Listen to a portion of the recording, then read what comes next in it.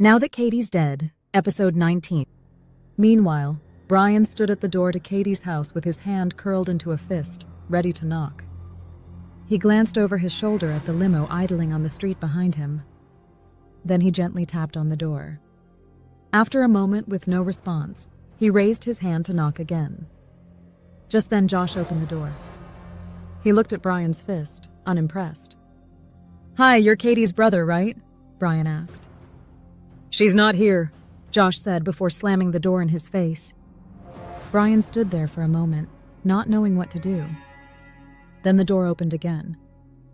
"And if you come back here again, I'ma drive a stake through your heart," Josh added before slamming the door again.